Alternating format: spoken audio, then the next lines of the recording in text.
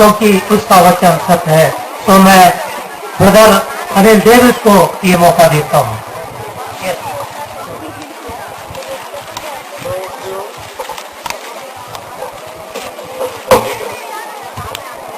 तो मेरी वाणी सुनने वाले सब प्रियों को मेरा सादर नमस्कार। और मैं आप सबों से ये विनती करता हूं कि आप थोड़ी देर शांति बनाकर, हृदय को शांत करके और सृष्टिकर्ता की वाणी सुनने का प्रयास करें। और यही नहीं, यदि आप बिल्कुल ध्यान से देखिए, सत्संग किसे कहते हैं?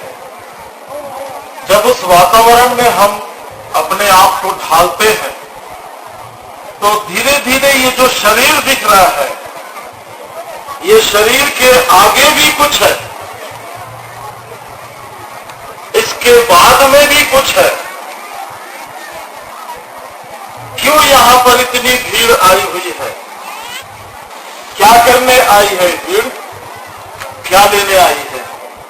क्यों मैं जानता हूं आप में से बहुत है जिनके पास इस संसार की बहुत बड़ी बड़ी संपत्ति होगी, बड़ा नाम और मान सम्मान होगा,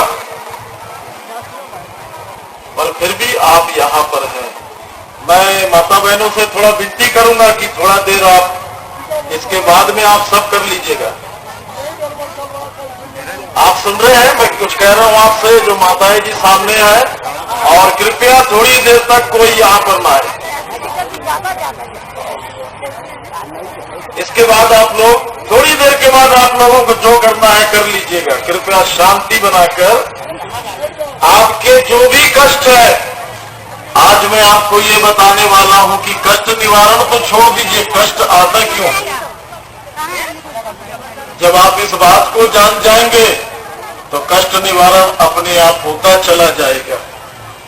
और इसलिए फिर से मैं हमारे आदरणीय पूजनीय महाराज गरीबदास जी महाराज का अभिनंदन करता हूं, जिनसे कल मेरी मुलाकात हुई, थोड़ी देर हमारी चर्चा हुई और उन्होंने भी सह स्वीकार किया कि हम सबसे पहले वे भारतीय हैं।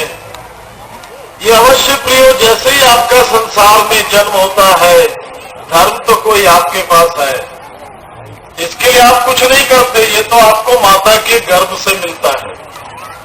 आप चाहे हिंदू हो, मुसलमान हो, सिख हो, ईसाई हो, पर हम धर्म के काम करते हैं क्या, ये बड़ी बात है। धर्म तो हमारे पास है। और इसलिए मैं भारत के ऋषि मुनियों गुरुओं का, उनका भी सम्मान करता हूं। विशेषकर मुझे बड़ा आनंद आता है उस वक्त जब भारत के उन महाशक्तियों पर, जो धर्म के लिए बहुत बड़े बड़े कार्य कर रहे हैं, वे लोग जो धर्म के लिए बहुत बड़े त्याग कर रहे हैं। अभी हम थोड़ी देर पहले यहां देख रहे थे, हमारे साधु सन्यासियों और बड़े बड़े महात्माओं का झुंड लगा था, भीड़ थी। और इनमें से तो शायद बहुत से ऐसे हैं, प्रिय, आपके पास में घर बार दरबार बहुत होगा,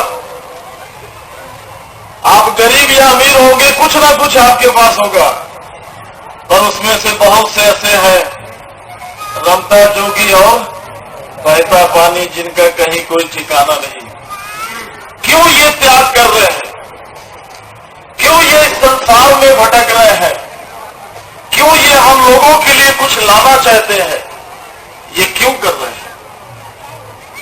प्रियो, हमने मंदिर तो बनाया, कैलाश पर्वत पर बना लिया, हिमालय पर्वत पर बना लिया, कोई ऐसे पर्वत हमने नहीं छोड़ा जहां पर हमने मंदिर नहीं बनाया। हमने मंदिर बनाया, ठीक है, हमने बनाया है। हमने नदियों के किनारे मंदिर बनाया, मार्ग के किनारे मंदिर बना दिया, अपने घर के सामने मंदिर बना दिया, घर के अंदर मंदिर बना दिया, फिर भी पापी अपराधी का जीवन जी रहे हैं। क्यों? समझ में आ रही मेरी बात? सवाल अभी धर्म का नहीं है, क्योंकि किसी भी धर्म वाले से कहेंगे, वो यही कहेगा कि सब धर्म एक है, क्योंकि वो कह नहीं सकता कि धर्म अलग। हालांकि सब अलग है, सब अपने रास्ते अपने तरीके और जाएगा एक जगह, ये भी कहते हैं। ठीक है ना, सब धर्म अलग अलग है पर एक जगह जाएगा। कभी आपने पूछा कौन सी वो एक जगह? कभी पता किया आपने कौन सी वो एक जगह? रास्ते अलग अलग है पर एक जगह पहुंचता है, कौन सी एक जगह? वो जगह है आपकी मौत। क्या है वो जगह? मृत्यु है। कोई भी धर्म का कितना भी बड़ा धर्मी हो, कैसा भी हो, एक दिन उसके तरफ जो बहुत तेजी से बढ़ रही है वो है मौत। और सवाल नहीं है प्रियो हमने क्या किया, सवाल यह है जिसने हमें बनाया उसने हमारे लिए क्या किया। क्या कर सकते हैं हम? क्या कर रहे हैं हम?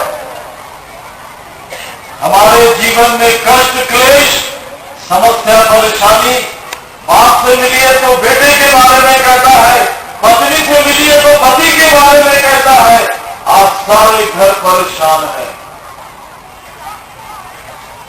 प्रियो, इसे हम देश पर नहीं फैला सकते क्योंकि हम उस देश के नागरिक हैं जो बहुत दावा करके कहता है मेरा भारत महान, मेरा भारत महान, और मैं भी सीना ठोक के कहता हूं। पर प्रियो, मैं उस भारत में रहता हूं और ये किसी की गुलामी में नहीं जाएगा, इससे डरने की जरूरत नहीं है। ये विषय नहीं है कि हमें कोई अब गुलाम बना लेगा। गुलाम तो हम खुद अपने विचारों में बने हुए, गुलाम तो हम अपने जीने के ढंग में बने हैं प्रियो। हमें अब कोई गुलाम नहीं बना सकता, ये तो विषय ही नहीं है। विषय ये है हम झूठ बोलते हैं, चोरी करते हैं, लालच करते हैं, गाली बकते हैं, मारते हैं, घृणा करते हैं, दूसरों के साथ बुरे व्यवहार करते हैं, उसे हम खुद ग्रहण करना नहीं चाहते और दूसरों पर थोपते हैं। इसका क्या होगा? देश की बात छोड़ दीजिए, वो तो शराब भी बेचती है, सिगरेट भी बेचती है, इसका बेचने का लाइसेंस देती है। ठीक है, हर गली गांव में नगर में हर जगह आज शराब भट्टी किसकी चल रही? धर्म की देश की? कौन चला रहा? वो लाइसेंस दे रहा है इसको करने के लिए। इसे छोड़ दीजिए, ये समस्या नहीं है। आपके घर में कोई शराबी है, आप गाली बक रहे होते, ग्रहण नहीं कर रहे, पर शराब बनाकर कौन बेच रहा है? इसे कोई नहीं मना करता। आप सारे देश को बर्बाद करने का काम किसका है? इसे कौन रोक रहा है? नहीं प्रियो, एक नारा है, हम बदलेंगे, युग बदलेगा, पर ये बदलेंगे क्या? बदलेंगे कैसे? किसे बदलना कहते हैं? मेरा भारत महान। क्यों कह रहा मालूम है आपको? शायद ही कोई देश ऐसा हो जिसने अपने प्रधानों का खून किया, पर मेरे भारत ने बड़े बड़े प्रधानों का क्या किया है? गांधी जी का इसने क्या किया? गांधी जी मरे थे कि हत्या हुई थी?